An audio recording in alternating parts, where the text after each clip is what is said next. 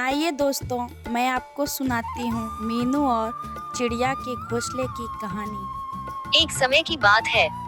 मीनू नाम की लड़की थी जो स्कूल में दिए गए कार्यों में बड़ी रुचि रखती थी। इस साल मीनू के स्कूल में गर्मी की छुट्टियां पड़ने से पहले उसकी टीचर ने सभी को विभिन्न पक्षियों के चित्र दिखाकर चिड़िया पर निबंध लिखने के लिए कहा था। सभी बच्चों को स्कूल खुलते ही निबंध टीचर को दिखाना था।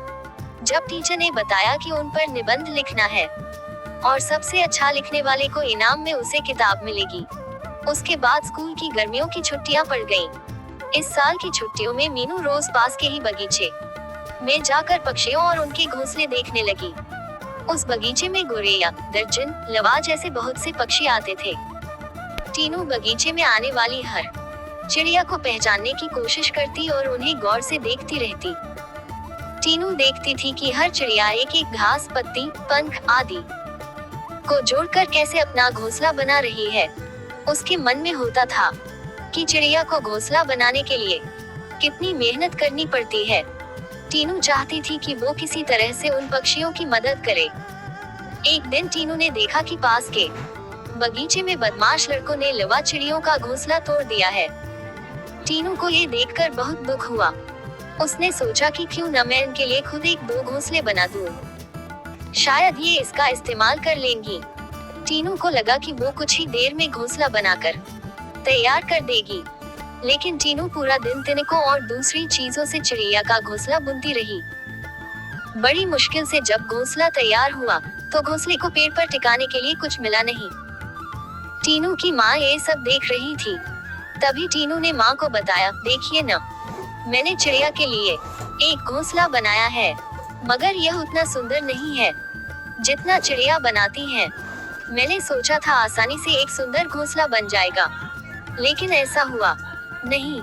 ये घोंसला अंदर से काफी कठोर बन गया है। क्या आप इसे मुलायम बना देंगी? किसी तरह से टीनू की माँ ने उस घोंसले को थोड़ा ठीक किया। उसके बाद टीनू ने उस घोंसले को धागे की मदद से पेड़ पर टिका दिया। अब बगीचे में बैठकर टीनू लवा पक्षी के आने का इंतजार करने लगी। वो पक्षी बगीचे में आए तो, लेकिन टीनू द्वारा बनाया गया घोंसला उन्होंने इस्तेमाल नहीं किया। टीनू के साथ उसकी माँ भी बगीचे में आई थी। उसने टीनू को उदास देखकर कहा, तुम परेशान मत होना, अभी चिड़िया घोंसले पर आ जाएगी। तभी एक लवा पक्षी ने आकर टीनू द्वारा बनाए गए घोंसले को तोड़ दिया। अब टीनू ने मुंह लटका लिया। तब उसे उसकी माँ ने समझाया कि तुम्हें दुखी नहीं होना चाहिए। देखो, तुम्हारे द्वारा इस्तेमाल की गई चीजों से ही लवा पक्षी अपने लिए घोंसला बना रहे हैं। हो सकता है कि इन्हें दूसरों का बनाया हुआ घोंसला पसंद नहीं आता हो। दुखी मन से टीनू ने कहा, माँ, मैं अपने स्कूल के निबंध में ये सब कुछ लिखूंगी।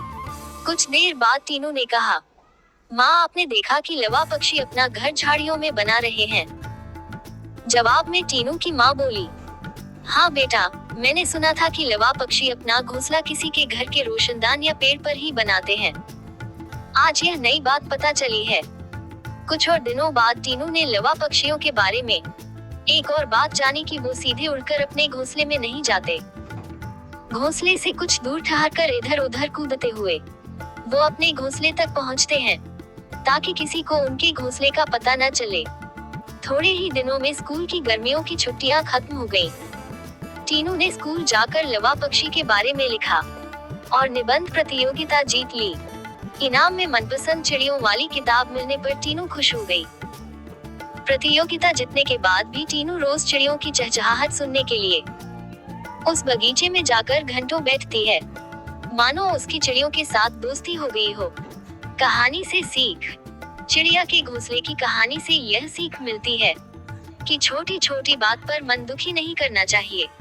साथ ही आसपास की चीजों पर गौर करने से हमें काफी कुछ नया जानने को मिलता है। ऐसे ही नई नई कहानी सुनने के लिए हमारे चैनल हरिओम 23 को लाइक करें, सब्सक्राइब करें तथा शेयर करें, और हाँ, बेल आइकन को दबाना ना भूलें, ताकि हमारे नए नए वीडियो आप तक नोटिफिकेशन के माध्यम से पहुंचता रहे। धन्यवाद।